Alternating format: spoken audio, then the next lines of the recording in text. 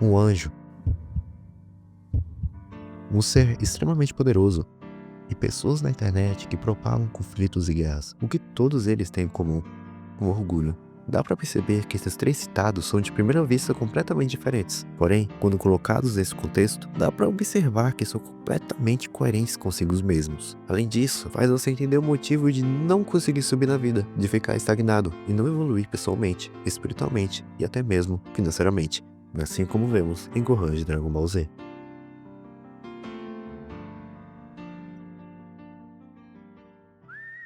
Son Gohan, filho de Son Goku, para quem não conhece a obra de Dragon Ball, é o filho do protagonista da série e também já foi protagonista dela por um certo período. Mas vamos por partes, indo um passo de cada vez. A sua infância, nesse caso, foi bastante cruel, perdendo o pai de repente para a morte, treinando um ano sozinho para poder estimular o poder oculto que havia dentro de si. Daí podemos perceber que havia nele uma grande expectativa de crescimento e por isso ele se tornou um dos guerreiros mais fortes do mundo, apenas sendo uma criança. Porém, mesmo assim, ele percebeu que ainda era fraco para as adversidades apresentadas nesse universo. Então, o pai dele, já revivido e mais forte do que nunca, apresentou uma nova forma para a raça dos dois que era distinta dos terráqueos, Super Saiyajin, assim fazendo o potencial guerreiro mais forte do mundo e da galáxia. Parando um pouquinho a história e falando mais do personagem, já desde o início da série, dava para perceber que ele era um garoto que apreciava muito o planeta Terra e sua biologia, futuramente se tornando um biólogo,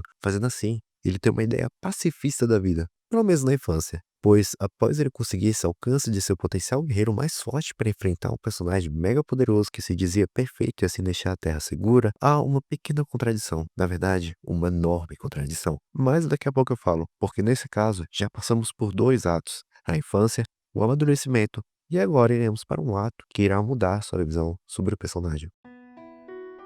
Gohan já tinha em mente que era super poderoso o suficiente para derrotar o Cell em sua primeira forma de Super Saiyajin. Porém, como uma pessoa que não tinha hábito de acabar logo uma luta, ele decide se abster dela, assim, apanhando do ser perfeito. Goku tinha desistido de lutar contra o oponente anteriormente, porque desde o início, sua pretensão era ver se o adversário era perfeito para seu filho lutar e amadurecer nessas lutas e ainda salvar o planeta Terra. E Gohan tinha plena convicção disso. Todavia, ele escolheu o caminho de desprezar o poder do oponente e não lutar de verdade. Porém, essa decisão foi a pior que ele poderia ter escolhido, porque teve consequências terríveis, como a morte do Android 16. Todavia, não para aí. Gohan, ao conseguir o Super Saiyajin 2, após o discurso do Android, o mesmo ainda continua desprezando o adversário, sendo que ele mesmo poderia ter acabado a luta com o Cell muito rapidamente, mas seu orgulho o impediu de amadurecer, assim humilhando e desprezando o adversário com seu poder.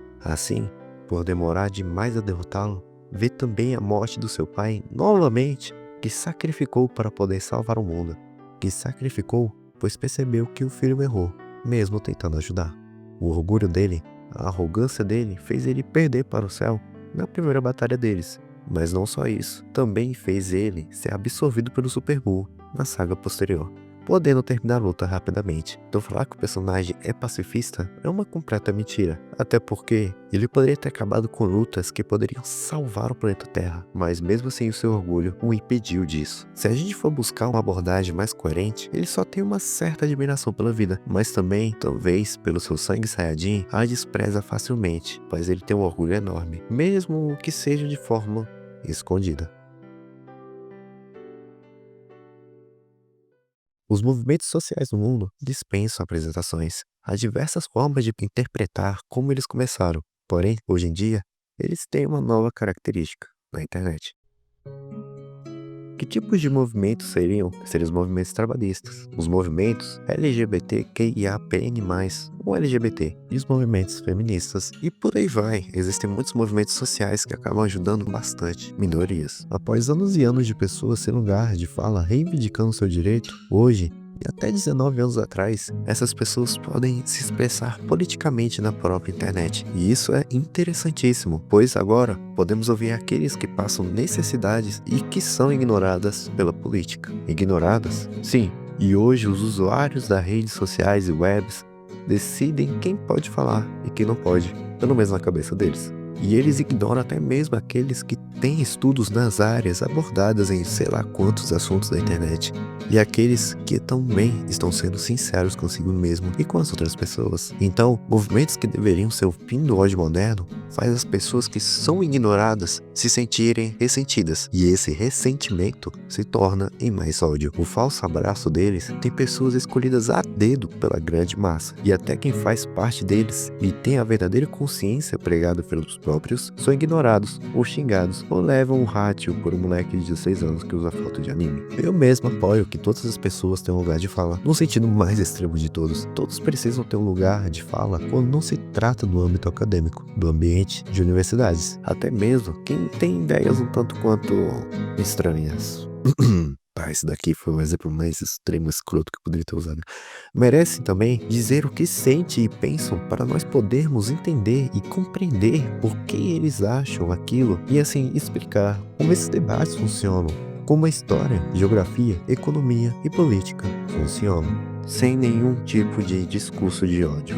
Mas o orgulho, tanto pregado pelos próprios, infelizmente tomou um caminho degenerado, tomou o caminho do pecado, que faz as pessoas terem a soberba de desprezarem aqueles que sofrem. E assim, esse ressentimento de desprezado vira um sentimento terrível que só culmina na própria destruição. Óbvio que não é todo mundo que faz isso, mas é uma parte gigantesca. Como foi usado por mulheres feministas no início da década passada, eu também uso de exemplo. Abre aspas. Se você está irritado com os nossos movimentos, criem os seus.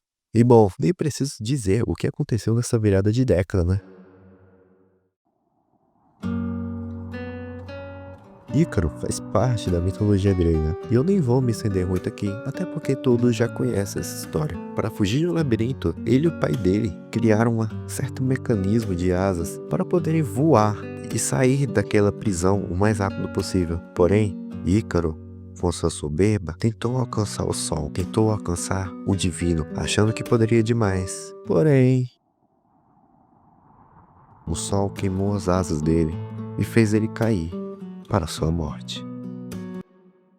Nesse vídeo, eu usei a metodologia de 3 atos, muito famoso nesses canais nerd que analisam filmes, mas aqui foi para analisar os personagens apresentados. E nessa metodologia, eu posso usar você também como personagem desse vídeo. Você teve um início promissor, foi para um caminho totalmente diferente do que esperavam, muito porque não foi escolha sua, muito porque foram escolhas suas que mudaram isso. E por conta do seu orgulho, veio várias quedas na sua vida.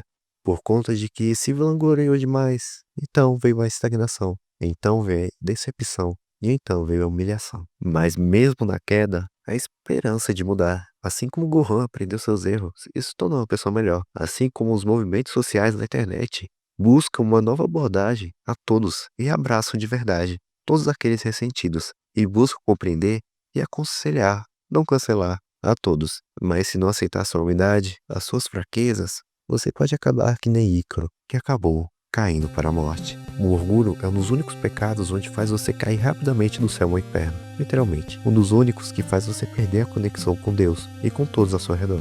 Um dos únicos que faz você não aceitar seus erros e continuar sem aprendizado. É um dos únicos pecados a serem considerados o pior de todos.